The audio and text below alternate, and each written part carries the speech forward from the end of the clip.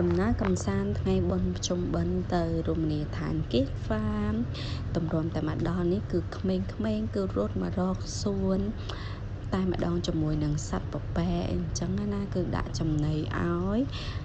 សត្វពពែនេះគឺជាទិដ្ឋភាពនៃតំបន់ភ្នំមានអ័ព្ទមានអីទៅទេសភាពគឺមើលមកគឺបែបរីលែកអញ្ចឹងទៅ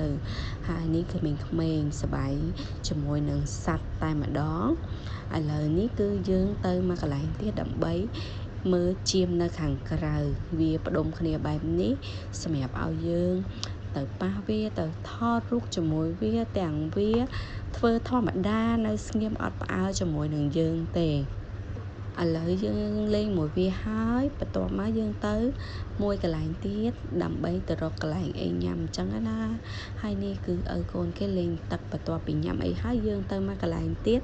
ដើម្បីមើលសត្វផ្សេងដូចជាអូទ្រីជ្រូកសត្វដែលគេមានចិញ្ចឹមនៅក្នុងហ្នឹងអញ្ចឹងហើយជាមួយ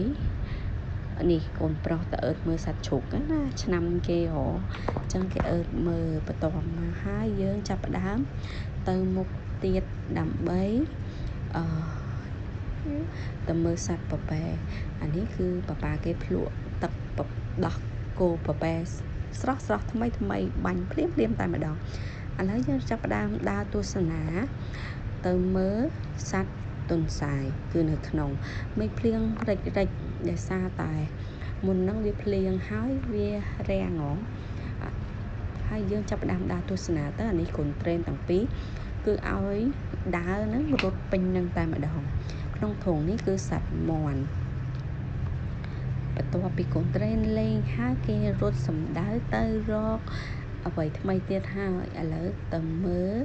សត្វជាមួយនឹងសត្វទន្សាយអីចឹងណាបន្ទាប់មកគេចាប់ដើមរើសទន្សាយម្នាក់មួយដើម្បីអង្គុយស្ទាបបង្អែលេងហើយគេប្រាប់ពីវិធីកុំឲ្យវាផ្អើលយើងលេងវាបែបថ្នមបែបនេះអង្គុយឲ្យស្ងៀមទៅវាអត់រត់ទៅណាវាឲ្យយើងលេងមកស្រឡាញ់តែម្ដងកូនបើទៅរើសសត្វខ្លួនឯងទន្សាយអញ្ចឹងណាហើយពេលគេយកឲ្យហ្នឹងគេឲ្យអង្គុយខិតទៅក្រោយបន្តិចដើម្បីអែសត្វលេងនេះបែបនេះឃើញស្មាតខ្លាចមានអីនេះគឺ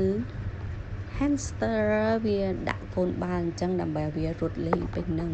បន្ទាប់មកមានកូនកណ្ដុរមានសត្វជាច្រើនទៀតដែលនៅក្នុង Kid Farm ហើយនេះគឺកូនឆ្កែ